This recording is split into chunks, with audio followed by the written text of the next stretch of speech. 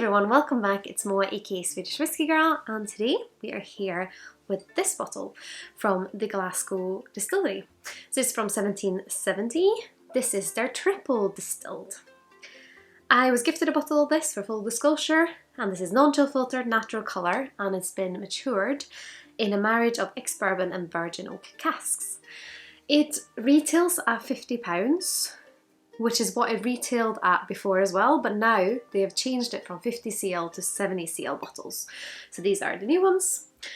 And I quite like the bottle shape, I must say. Like they have this kind of, what's it called, oval shape. And I really like holding it, and I think, yeah, I quite like it. So yeah, it's triple distilled. I believe this one is made with concerto barley, if you like that sort of stuff, and did I say that it's 46% ABV. I have tried some Glasgow Distillery ones. I think my favourite so far was the peated PX that they did. But I'm very excited to try this because I don't think I've actually tried this before. So let's start by having a look on the nose.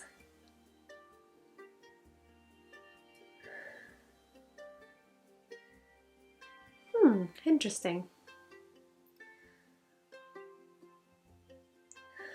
It's like fresh pine meets wine gum straight away. It is weird when you know triple distillation.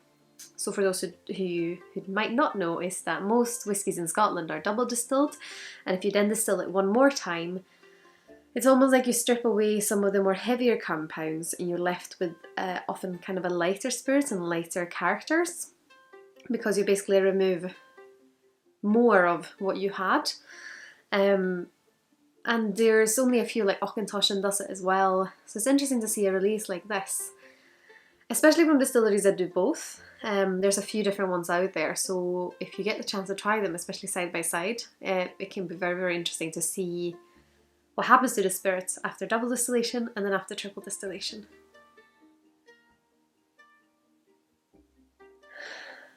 Quite sweet on the nose, I would say. And there's something in this which I can't quite pinpoint, but it's almost like a cookie note.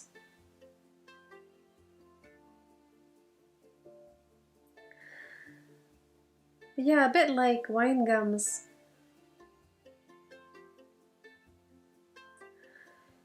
Cookies. Like if you walk into a barn and it smells a lot like, I guess, barley, but grain.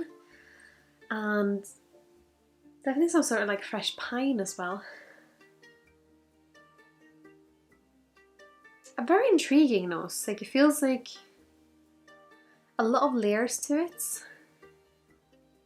Oh, I actually think I know what that thing that I spoke about, which I can't really pinpoint. I think I know what that is. I think that is the virgin oak influence, because it actually made my brain go, is this a clean glass? Have I had bourbon in this before? Because it just, something about it. So you know when you've had a glass and you've had whiskey in it, then you put it on your, like on your table or whatever, and then the next day, before putting it in the dishwasher or before washing it up, you just nose it again, and it does have that kind of remaining aromas of whiskey. That's what this gave me, and it just felt like there was something else in there that I was like, ooh, I usually get this somewhere else. So that's probably the virgin oak, which is interesting.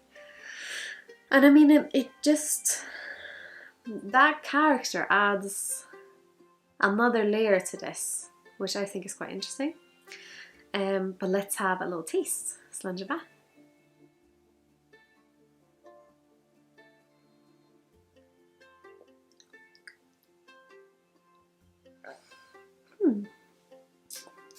It's quite sweet on the palate as well.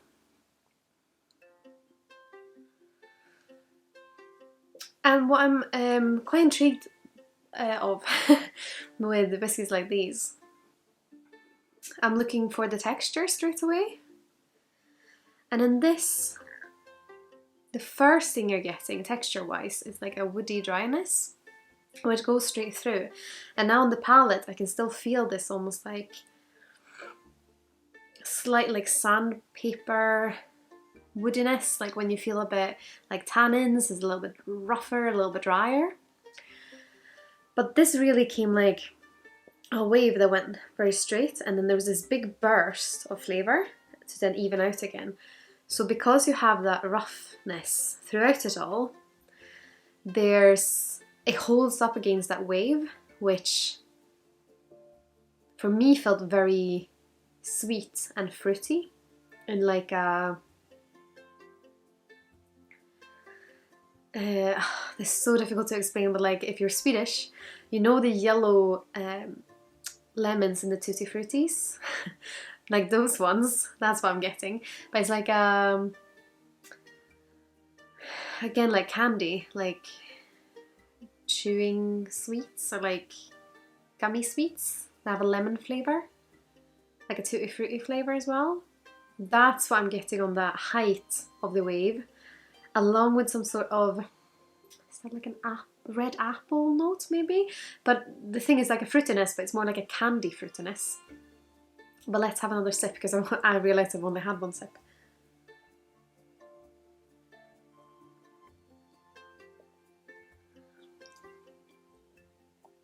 Packs quite a lot of flavour actually.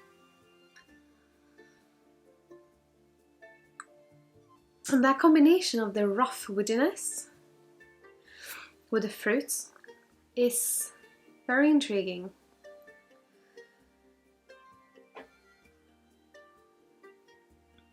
This is always interesting because my own preferences, I usually am not so keen on a big wood character. I mean, I know you get wood character in whiskey because obviously it's matured in wood or oak in Scotland, but it's texture-wise really intriguing, even though oh Jesus, flavour-wise,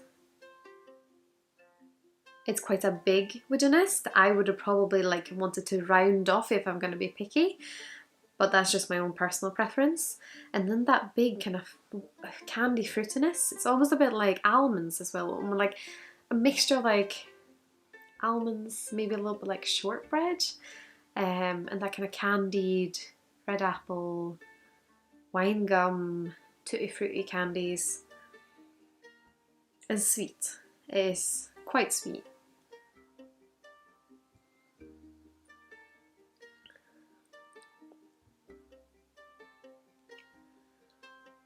And the flavours, I wouldn't say the texture feels very oily, but the flavours feel oily.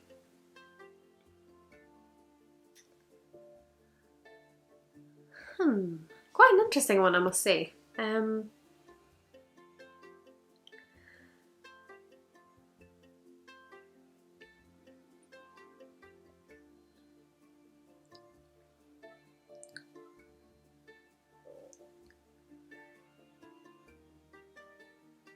Yeah, there's a lot going on.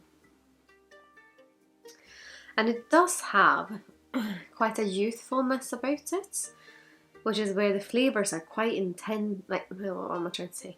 Intense, but very, very alive. So if you are someone who like a lot of flavour in a whiskey, and you prefer this kind of candy fruitiness, you like a bit of woodiness, and you like sweetness, you don't mind sweetness in whiskey, I definitely think that this would be an interesting one for you to try. And I know if you go to Glasgow, for example, and I think some places here in Edinburgh do it as well, but I've seen them more in Glasgow, in some of the whiskey bars, they have these, so you can buy a dram, so if you just want to give it a try, then that might be a good idea.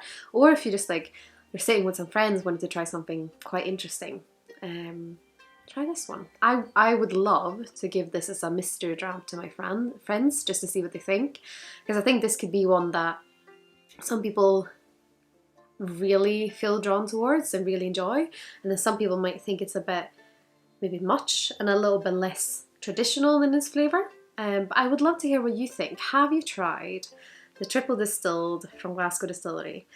Let me know your thoughts. Do you agree with mine? Do you have any other ones? Any additional tasting notes you would say? Like, what was it like for you? Please let me know in the comments below.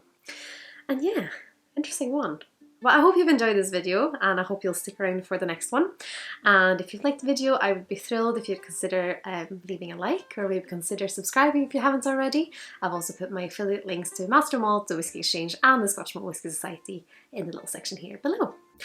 But I really hope I will see you in the next one and that you're having an amazing day. Sláinte Skål!